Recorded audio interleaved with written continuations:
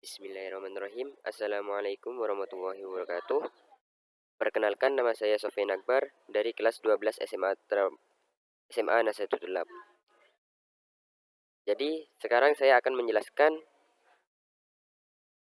pembahasan tentang soal SNBT, pelajaran biologi. Di sini saya akan menjelaskan tentang struktur sel, soal struktur sel. Soalnya yaitu organel sel yang berfungsi sebagai tempat sintesis protein adalah A. Mitokondria, B. Ribosom, C. Retikulum, endoplasma halus, D. Badan Golgi. Langsung saja ke pembahasan soalnya. Yaitu yang pertama, A. Mitokondria. Mitokondria, pengertian mitokondria. Mitokondria adalah organel yang terdapat di hampir setiap sel eukariotik, termasuk sel manusia, hewan, tumbuhan, dan jamur.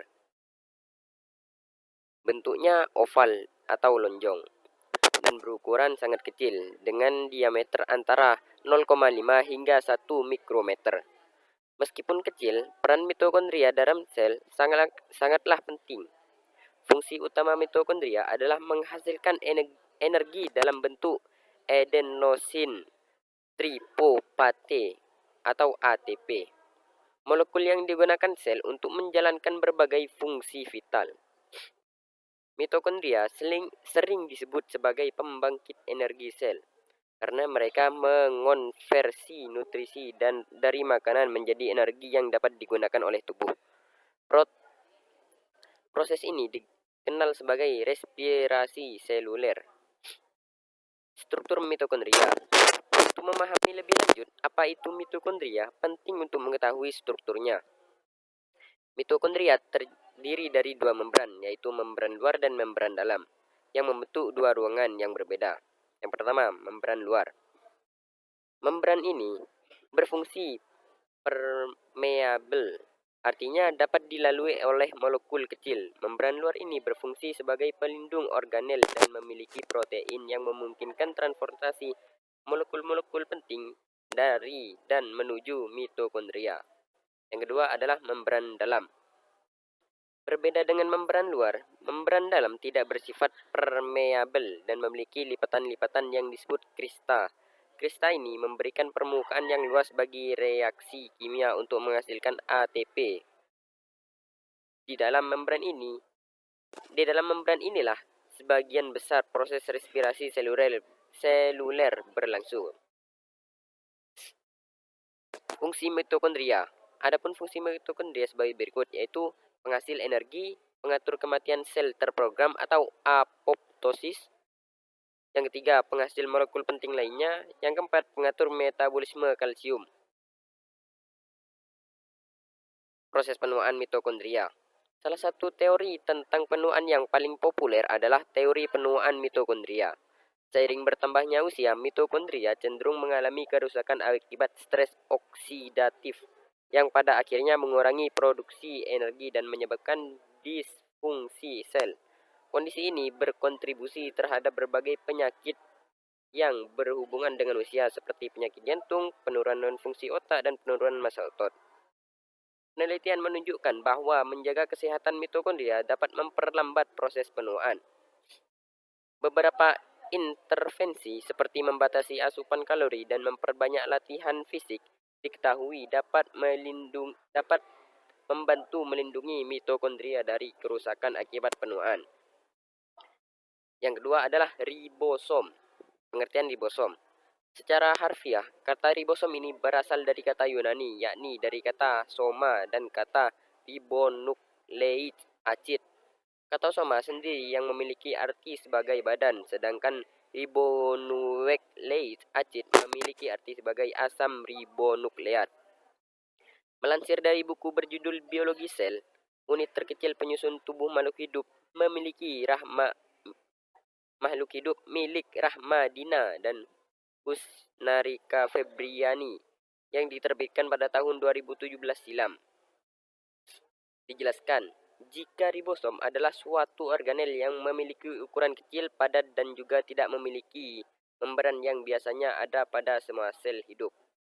Adapun molekul utama yang menjadi penyusun untuk ribosom dan ribosomal RNA.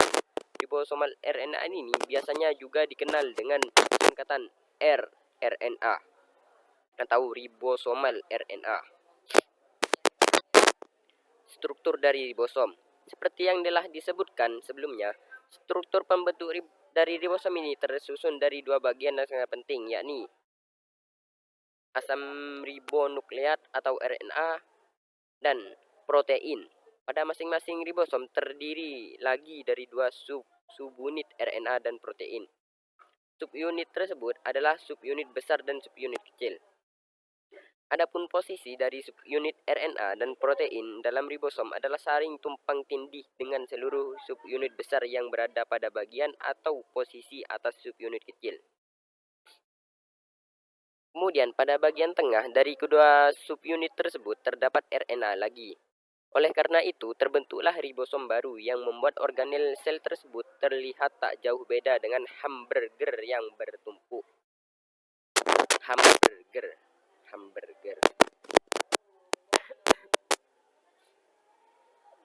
Fungsi dari ribosom. Fungsi ribosom. Ribosom dapat ditemukan dalam sel tumbuhan hingga hewan, dan setiap sel tersebut juga tentulah memiliki peran dan fungsi yang sangat penting bagi kehidupan.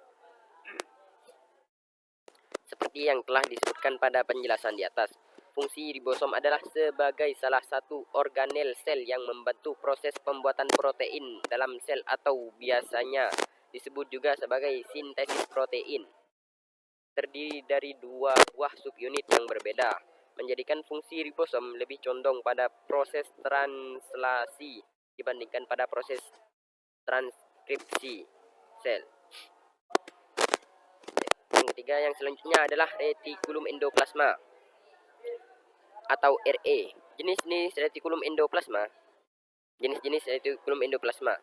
Sebelum membahas fungsi retikulum endoplasma, sebaiknya ketahui dulu kedua jenis retikulum endoplasma, yaitu retikulum endoplasma halus dan retikulum endoplasma kasar. Berikut penjelasannya. Retikulum endoplasma halus. Jenis retikulum endoplasma ini memiliki lapisan luar sel yang halus karena tidak terdapat atau tertutupi oleh ribosom, yaitu organel sel yang dapat menghasilkan protein. Retikulum endoplasma halus berbentuk seperti pipa yang meliuk-liuk. Sebaliknya, yang kasar, berbeda dengan jenis sebelumnya, retikulum endoplasma kasar memiliki ribosom dari lapisan luarnya sehingga terlihat kasar. Jenis retikulum endoplasma ini terletak berdekatan dengan inti sel nukleus dan bagian pangkalnya yang berhubungan dengan selubung nukleus. Fungsinya yaitu, secara garis besar, fungsi retikulum endoplasma adalah memproses dan memindahkan molekul yang dihasilkan oleh sel, baik ke dalam maupun keluar sel. Fungsi khusus retikulum endoplasma juga untuk menghasilkan zat tertentu agar sel dapat beraktivitas secara normal. Perannya tersebut dapat dibedakan berdasarkan jenisnya, yaitu jenis-jenis retikulum endoplasma. Fungsi retikulum endoplasma yaitu menghasilkan lemak dan karbohidrat. Retikulum endoplasma halus berfungsi untuk sintesis lemak seperti fosfolipid dan kolesterol serta karbohidrat yang akan digunakan untuk menghasilkan membran sel baru. Fosfolipid dipakai untuk membangun membran sel agar terhindar dari paparan zat bahaya dari luar sel, sedangkan karbohidrat diperlukan sebagai sumber energi untuk sel. Selain itu, retikulum endoplasma halus juga berperan dalam mengontrol dan menyimpan ion kalsium yang penting untuk sistem saraf dan sistem otot. Yang kedua yaitu menghasilkan protein. Fungsi utama retikulum endoplasma kasar adalah untuk membuat dan menghasilkan protein, sehingga dapat digunakan oleh sel. Hal tersebut dapat terjadi karena adanya ribosom dan retikulum endoplasma ini. Nantinya protein yang telah dihasilkan oleh retikulum endoplasma kasar akan diteruskan ke aparatus Golgi, yaitu organel sel yang membantu perpindahan molekul di luar sel. Pada intinya, retikulum endoplasma merupakan organel sel yang terdiri dari dua jenis, yaitu retikulum endoplasma dan kasar. Endoplasma halus tidak memiliki ribosom, sedangkan retikulum endoplasma kasar memiliki. Selanjutnya yaitu badan Golgi. Pengertian badan Golgi. Badan Golgi merupakan jenis organel sel yang dapat kamu temukan pada tumbuhan ataupun hewan. Badan Golgi disebut juga dengan kompleks Golgi atau aparatus Golgi. Bagian organel sel ini pertama kali ditemukan oleh ahli histologi bernama Camillo Golgi. Badan Golgi adalah organel polimorfik yang tersusun dari membran berbentuk pipih berupa pembuluh. Dan terdapat gelembung kecil yang bentuknya mirip mangkok. Jumlah badan Golgi beragam, mulai dari 1 hingga ratusan untuk tiap sel. Secara umum, badan Golgi akan bersambung-sambung pada sel hewan, tetapi tidak di sel tumbuhan. Fungsi dan peran badan Golgi. Secara umum, fungsi badan Golgi dalam sel adalah sebagai organ sekresi karena mengeluarkan zat yang masih dibutuhkan dan membentuk enzim yang belum aktif. Selain itu, badan Golgi berperan dalam pemprosesan protein dan proses vesicle transfer. Peran badan Golgi dalam memprosesan protein adalah untuk menyimpan, mengemas, melipat, dan menyortir dan memodifikasi protein menjadi protein fungsional yang siap untuk disebarkan ke seluruh tubuh.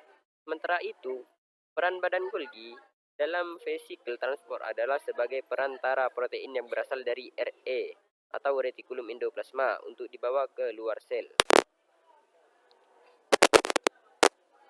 Ciri-ciri badan Golgi. Agar mudah untuk membedakan badan Golgi dan organel sel lainnya, berikut ini adalah ciri-ciri badan Golgi yang wajib kamu pahami. Yang pertama, bentuk badan Golgi pada sel eukariotik berbeda, terutama pada susunan kantong yang pipih.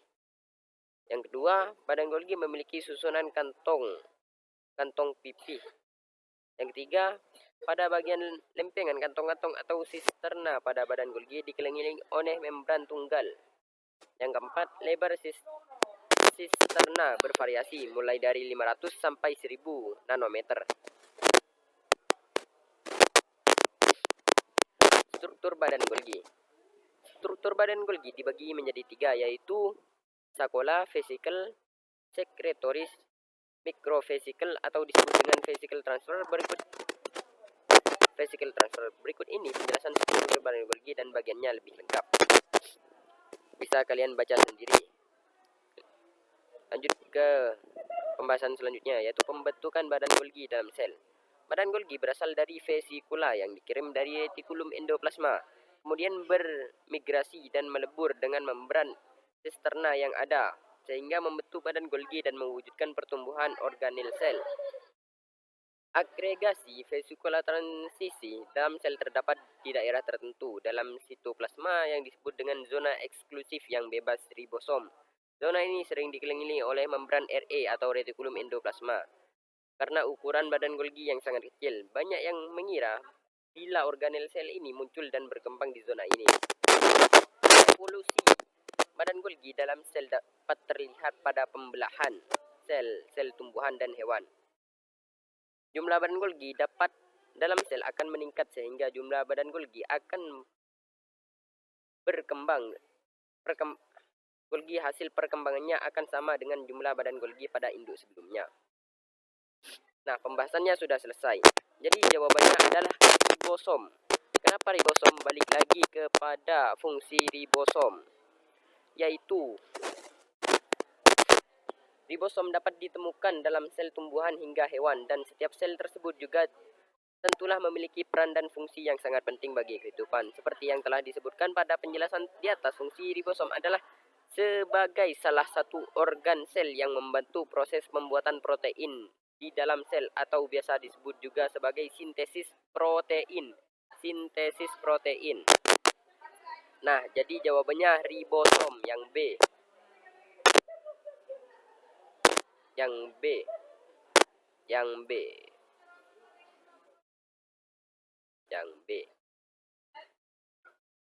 Mungkin cukup sekian pembahasan soal tentang struktur sel dari saya. Mohon maaf jika ada kesalahan. Wassalamualaikum warahmatullahi wabarakatuh.